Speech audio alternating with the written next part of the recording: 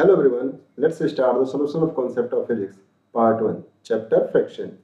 Question number 18 कह रहा है, the figure shows two blocks in contact sliding down an inclined surface of an inclination 30 degree.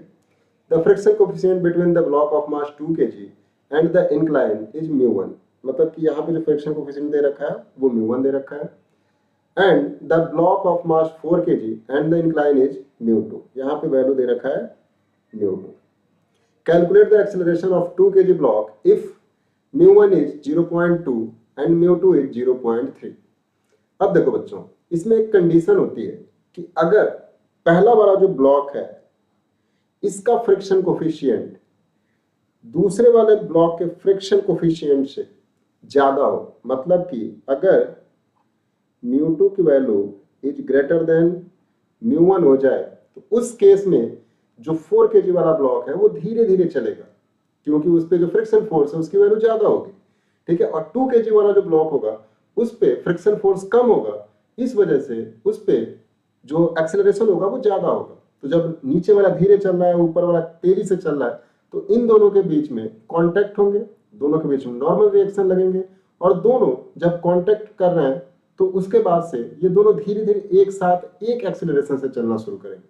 ठीक है, तो जब भी आपको ध्यान रखना है कि जब भी mu2 की वैल्यू mu1 से ज्यादा हो, ठीक है, तो उस केस में दोनों ब्लॉक एक साथ मोशन करते हैं विथ सेम एक्सेलरेशन. क्लियर है? तो देखो, अगर ये दोनों एक साथ एक्सेलरेशन करेंगे तो पहला वाला जो केस दे रखा है जिसमें mu1 की वैल्यू कम है और mu2 की वैल्यू ज्यादा है, इस वाले केस में दोनों ब्लॉक एक साथ मोशन करेंगे. अब दोनों ब्लॉक एक साथ मोशन करेंगे तो दोनों का एक्सेलरेशन सेम होगा. इस केस में हम दोनों को as a single system consider कर लेंगे. तो इसमें देखो, अगर मैं फ्री बॉडी डायग्राम बनाऊं तो देखो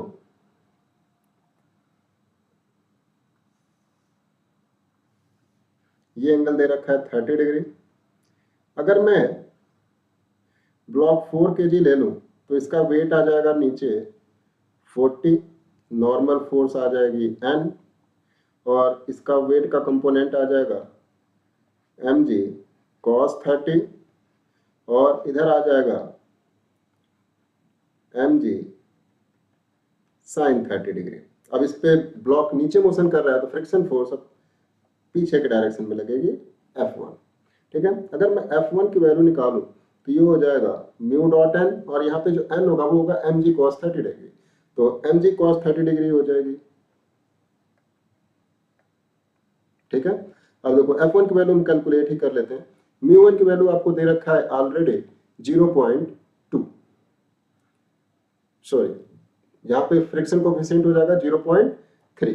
तो यहाँ पे देखो 0.3 mg इंटू cos 30. ठीक है, अब देखो mg sin 30 डिग्री नीचे लग रही है तो इसकी भी वैल्यू लिख लेते हैं.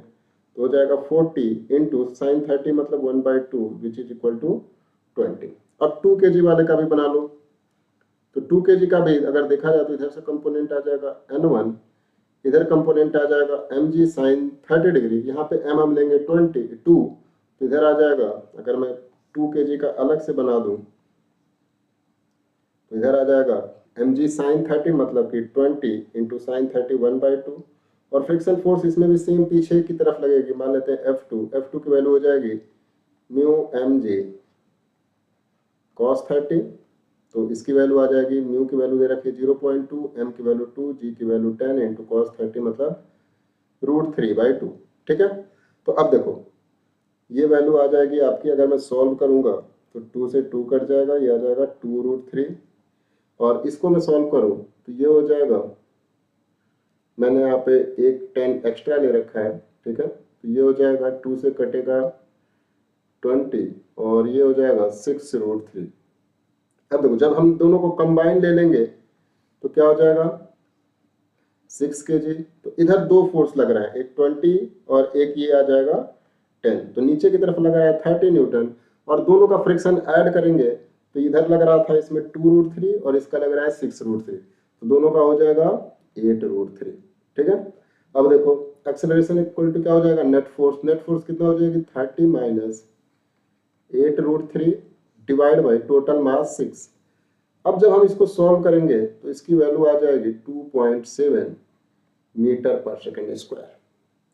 ठीक ठीक है, तो पहले वाले केस में एक्सेलरेशन हमने कैलकुलेट कर लिया 2.7 मीटर पर सेकंड स्क्वायर। अब देखो दूसरा वाला जो केस दे रखा है, μ1 की वैल्यू 0.3 कर दिया और μ2 की वैल्यू 0.2 कर दिया। इसका मतलब कि जो 4 kg वाला है उसका जो फ्रिक्शन कोफिशिएंट है वो अब कम हो गया, तो फ्रिक्शन फोर्स कम हो जाएगी। फ्रिक्शन फोर्स कम हो जाएगी तो उसका एक्सेलरेशन ज्यादा हो जाएगा, ठीक है। और जो 2 kg वाला है उसका फ्रिक्शन कोफिशिएंट ज्यादा हो गया तो उसका एक्सेलरेशन कम हो जाएगा। तो जब नीचे वाला तेजी से चलेगा, ऊपर वाला धीरे धीरे आएगा, तो उस केस में इन दोनों के बीच सेपरेशन हो जाएगी। जैसे ही सेपरेशन हो जाएगी दोनों अपने इंडिविजुअल एक्सेलरेशन से चलना स्टार्ट कर देंगे। तो इस केस में हम 2 kg का इंडिविजुअल एक्सेलरेशन कैलकुलेट करेंगे, तो उसको हम कैलकुलेट कर लेते हैं। ये हमारा 30 डिग्री, यहाँ पे 2 kg है। इसका अगर मैं फ्री बॉडी डायग्राम बनाऊं तो इसका वेट आ जाएगा नीचे 20। अगर मैं कंपोनेंट निकालूं तो ये आ जाएगा 20 cos 30 डिग्री और इधर आ जाएगा 20 sin 30 डिग्री, ये आ जाएगा नॉर्मल। तो ऑब्जेक्ट मोशन नीचे की तरफ कर रहा है तो फ्रिक्शन ऊपर की तरफ हो जाएगी। तो फ्रिक्शन की फोर्स की वैल्यू आ जाएगी म्यू की वैल्यू इसमें कितना दे रखा है 0.3। तो 0.3 मल्टीप्लाइड बाय mg cos 30 मतलब कि 20 इंटू cos 30 की वैल्यू हो जाएगी √3/2। तो ये आ जाएगा आपका 3√3, ठीक है। अब देखो नीचे इसकी वैल्यू आ जाएगी 20 मल्टीप्लाइड बाय sin 30 की वैल्यू हो जाएगी 1/2 which is equal to 10 newton. तो अगर एक्सेलरेशन निकालूं तो क्या आ जाएगा net force 10 minus 3√3 divide by 2। अब मैं इसको सॉल्व करूंगा तो ये आ जाएगा आपका 2.4 मीटर पर सेकंड स्क्वायर। तो यहाँ से एक्सेलरेशन की वैल्यू आ जाएगी 2 kg की 2.4 मीटर पर सेकंड स्क्वायर, ठीक है। तो दोनों केस में हमने एक्सेलरेशन कैलकुलेट कर दिया 2 kg वाले मास का। So I hope you understand it well.